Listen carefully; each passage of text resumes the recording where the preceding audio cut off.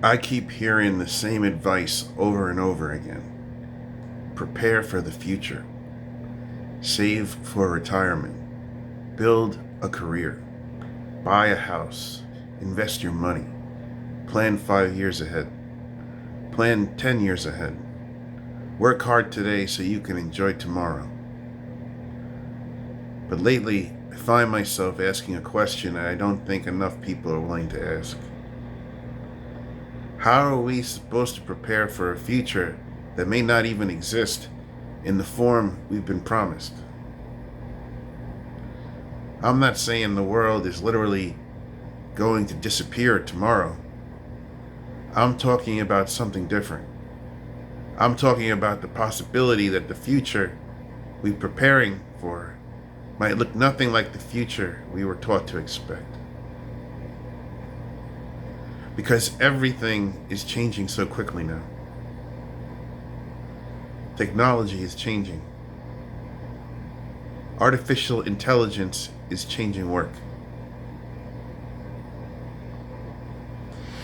The cost of living is changing. Housing is changing. Relationships are changing. Communities are changing.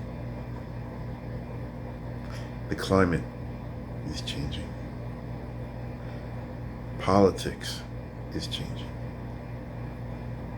The global economy is changing. Even the way human beings communicate with each other is changing. And somehow, we're still being given advice that sounds like it came from another century. We're told to pick a career. What career? There are people who spent years learning skills that technology is beginning to automate. We're told to buy a house. With what money? In many places, housing prices have moved so far beyond ordinary wages that home ownership feels less like a normal milestone and more like something reserved for people who already have money. We're told to save for retirement. I understand why. But when groceries, rent, utilities, transportation, insurance, and everything else keeps taking larger pieces of people's paychecks, saving for something 30 years away can feel almost impossible. People are trying to survive today. And society is telling them to worry about 2056. That's the contradiction I can't stop thinking about. We are expected to make long-term decisions inside a world that seems increasingly unpredictable. Previous generations certainly lived through uncertainty too. Wars happened, recessions happened, industries disappeared, technology changed. Nothing about human history has ever been completely stable. But something feels different about the speed of change now. A technology can appear and transform an industry within a few years. A company can eliminate thousands of jobs in an afternoon. An algorithm can change and someone's online business can disappear. A neighborhood can become unaffordable. A skill that once guaranteed employment can suddenly become less valuable. A platform millions of people depend on can change its rules overnight. Everything feels temporary. That's what makes planning difficult. How do I build my life around institutions I don't completely trust to remain stable? How do I prepare for retirement when I don't know what retirement will look like? How do I prepare for a career when I don't know which careers will survive? How do I prepare financially when the purchasing power of money itself keeps changing? How do I prepare socially when people are becoming increasingly isolated?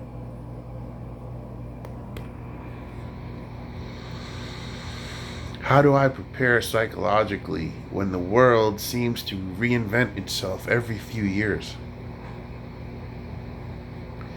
Maybe the answer isn't preparing for one specific future.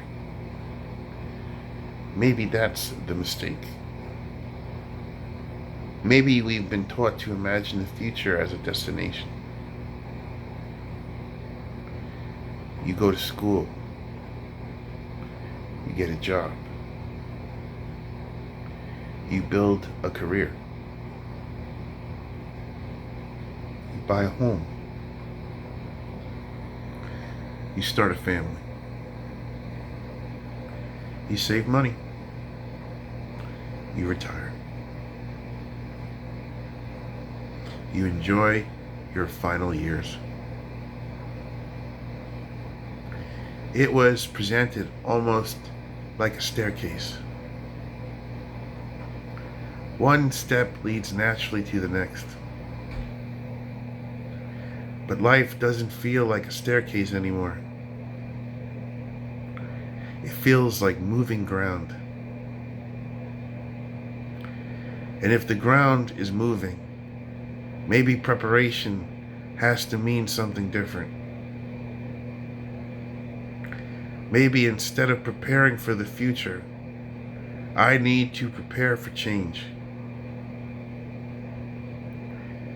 That's a completely different mentality. Instead of asking myself, where will I be in 20 years? Maybe I should ask, what abilities will still matter if everything changes? I think adaptability matters. Knowing how to learn matters. Knowing how to live with less matters. Knowing how to repair things matters. Knowing how to cook matters. Knowing how to communicate matters. Knowing how to recognize manipulation matters. Knowing how to manage money matters. Knowing how to create something from almost nothing matters. Knowing how to stay calm when everyone else is panicking matters. Knowing how to build relationships with real human beings matters. Those things aren't tied to one particular economy or one particular technology. They're human skills. And maybe that's where my preparation needs to begin. I don't necessarily need to predict exactly what happens next. I need to become someone capable of responding to whatever happens next. There's a big difference. Prediction requires me to know the future. Preparation doesn't. I can keep basic supplies. I can reduce unnecessary debt. I can learn practical skills. I can maintain important documents. I can build some emergency savings when possible. I can learn multiple ways of earning money. I can take care of the things I own instead of constantly replacing them. I can build relationships with people around me. I can learn how systems work. I can pay attention. I can remain flexible. None of these things require me to know that what the world will look like in 10 years. They simply make me harder to destabilize. And maybe that's what real preparedness looks like now. Not fear. Not paranoia. Not sitting around waiting for civilization to collapse. Resilience. Because there's another danger I've been thinking about. If I become convinced there is no future at all, I can destroy my present. That's something I have to remind myself.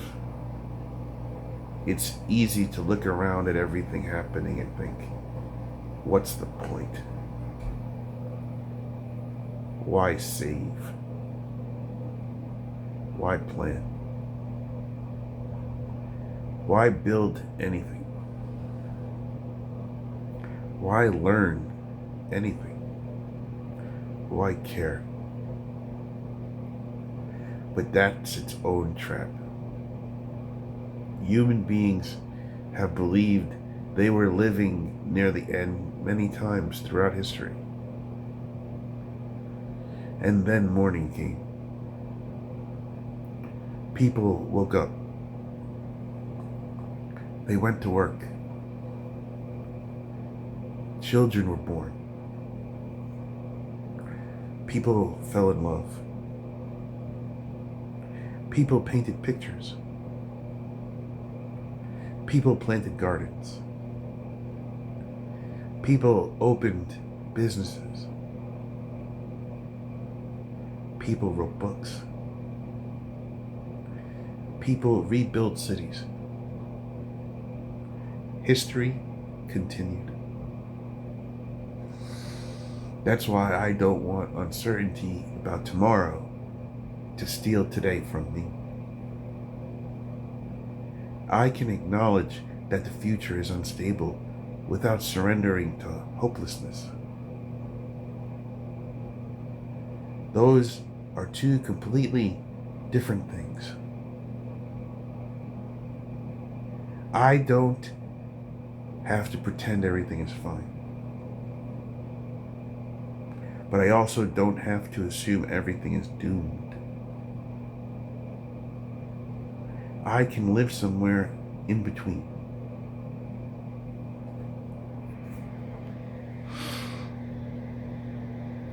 Aware, prepared, flexible, observant. I think that's where a lot of people are mentally right now. We're realizing that some of the old promises don't feel reliable anymore. Work hard and you'll automatically move up. Go to college and you'll automatically get a good job. Buy a house and you'll automatically build wealth. Stay loyal to a company and they'll take care of you. Save enough money and you'll automatically have a comfortable retirement.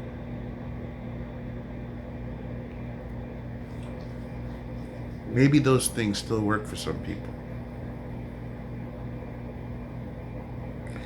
but they don't feel guaranteed anymore. And when the guarantees disappear, people start questioning the entire blueprint. That's what I think we're experiencing. A crisis of expectations. We were given a map. Then the landscape changed.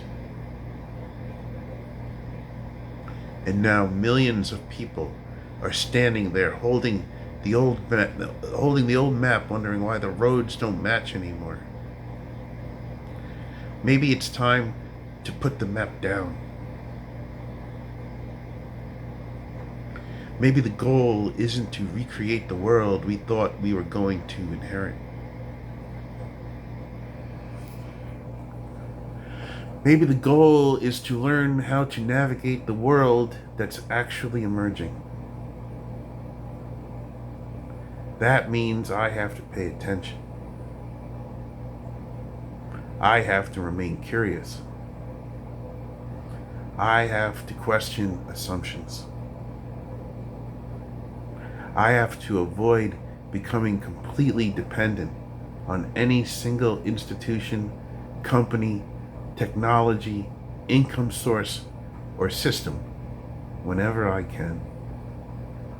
I have to keep learning. And most importantly, I have to remember how quickly human beings can adapt. We've survived enormous transformations before. Agricultural societies became industrial societies. Industrial societies became technological societies. Entire industries appeared and disappeared. Cities rose. Empires fell. Currencies changed. Borders changed. Machines replaced certain kinds of labor. New kinds of labor appeared. People adjusted. Not perfectly, not painlessly, but they adjusted. And we're probably going to have to adjust again. Maybe dramatically. I don't know what the next 20 years will look like. Nobody does. That's something else I think we need to admit. The experts don't know. Politicians don't know. Economists don't know. Technology executives don't know. People making predictions on the internet don't know. Everybody is looking at incomplete information and trying to imagine what comes next. Some predictions will be right. Most probably won't. So I'm becoming less interested in predicting the future and more interested in becoming adaptable enough to survive different versions of it.